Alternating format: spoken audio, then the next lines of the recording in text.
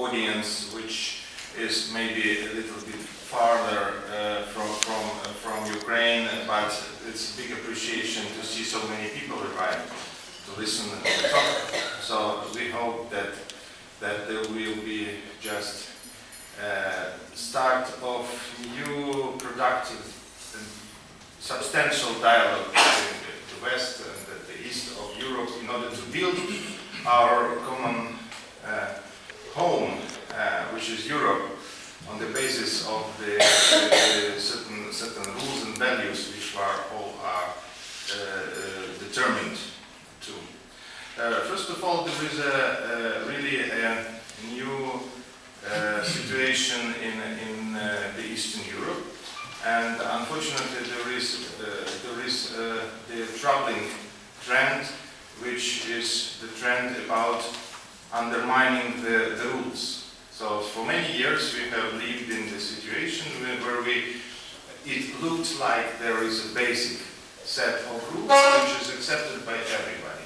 There were some international agreements, there were some accepted borders, there were certain recognition of sovereignty of respective states, and there were also some, I would say, maybe different, but so there was a basic recognition of self-determinations of the nations who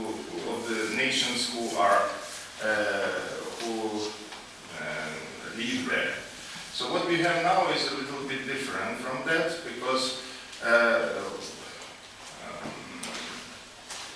one of the outcomes of these revolutionary events of Ukraine became that Russia decided to use these changes as a pretext to change the whole system of interrelations in the regions. And first of all, the intention is to try to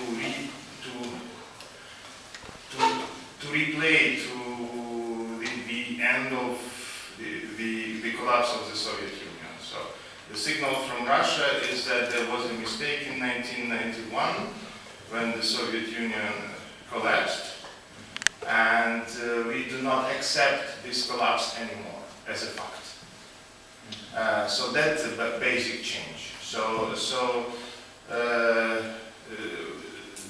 the attempt to revenge on the outcomes of the end of the Cold War is a major substance of what's going on in our part of Europe.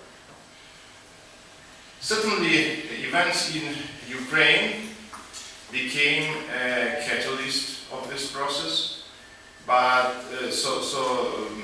I think that the major worrying signal for Russia was that not just because of the kind of these events undermined certain contracts between Putin and Yanukovych, but also these events demonstrated the way how the reality, how fragile this kind of regime in the Eastern Europe, and the quality of the substance of this regime is quite similar for Putin's Russia and Yanukovych's Ukraine. I mean, this regime based on the monopoly of certain bureaucratic and oligarchic groups. They are based on the corruption. They are based on the intransparent links. And so certainly Putin accepted this as a challenge, as a threat for his kind of governance. But generally it was used like a pretext, because Russia for many years was in the process of preparing itself to the revenge. And this revenge, if you trace the statements by Putin and his allies for the last 10 years, you may see the trend where the first point is dissatisfaction of the outcomes of the Cold War. So in acceptance of the new order based on sovereignty of the nations, And then the attempt to build instead of the initial idea of the early 90s to build Europe as something more or less homogeneous based on the common values.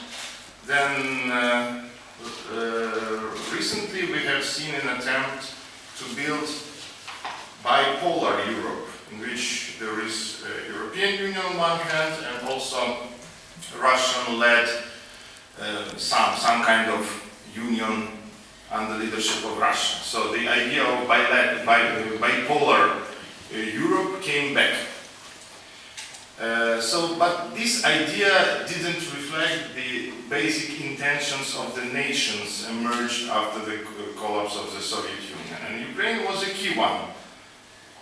On one hand, there was a clear determination of people to see its future in Europe. In Europe, which is based on certain values, certain principles, and Europe, which is building its European Union on the principles of democracy, human rights, and freedoms. So Ukrainian society was not about this set of issues which Putin tries to push. So there was no, let's say, even wish on this part of society to take part in that. For Putin himself, there was I would say, the most probably sensitive issue, this so-called losing of Ukraine, because according to Russian historical myth, there are some mythological connections between the past of Ukraine and the past of present Russia. So I would not concentrate on that, it's just about mythology. But what is important, this mythology is kind of the motivation to action and also justification for the public opinion why Russia behaves in the way it does it. And so finally these revolutionary changes in Ukraine were used just as a pretext to start breaking the rules. And finally what we have as an outcome, there is no rules anymore, because there is no accepted sovereignty. Now Putin tries to pursue something which is similar to Brezhnev's idea of the limited sovereignty of the socialist countries or communist bloc countries. So you may remember on that. So what does it mean? Limited sovereignty. So certain countries have their rights to govern themselves in certain territory which is accepted, but their sovereignty is limited to certain point. In our case, in Brezhnev case, it was the limitation of so-called communist kind of governance and loyalty to Moscow. In our case, we have the same loyalty to Moscow, but also loyalty to all these issues and principles which are inside, which is a core elements of this kind of post-communist Putin's kind of governance. First of all, there is so these countries, in order to stay sovereign, in order to stay independent in the existing borders, countries like Ukraine or Moldova or Georgia have, first of all, not to take part in the all European integration projects. Whatever, European Union or NATO or something which defines their presence to belonging to the mainstream Europe, not Putin's kind of Europe. So maximum what they can accept, I mean, that there will be a kind of certain countries' bridges which are nowhere, so which are connecting, which are de facto belonging to the Putin spheres of influence, but theoretically they are bridging East and West. But once the certain country consistently says by its society that we are in favor of close integration with the European Union, from this point, they are not more legitimate. No more legitimate. So this legitimacy ends with this statement. And so the Ukrainian society, as well as Georgian society and Moldovan society, they are not accepting this kind of rules, and that is why Putin, in our case just recently, in case of Georgia, Moldova 10 years before, they started to disintegrate the country, starting to undermine its central government, undermine its territorial integrity in order to cut certain regions, to show the limits of sovereignty. So that's a point where we are now. We got a signal from Moscow that we have two choices. One kind of choice is to follow the Moscow-based picture of the future, which means that we are not going to be part of the European integration process. And under this circumstance, and we preserve this system of governance which are compatible to Russian kind of governance, to Russian kind of economy, Russian kind of society.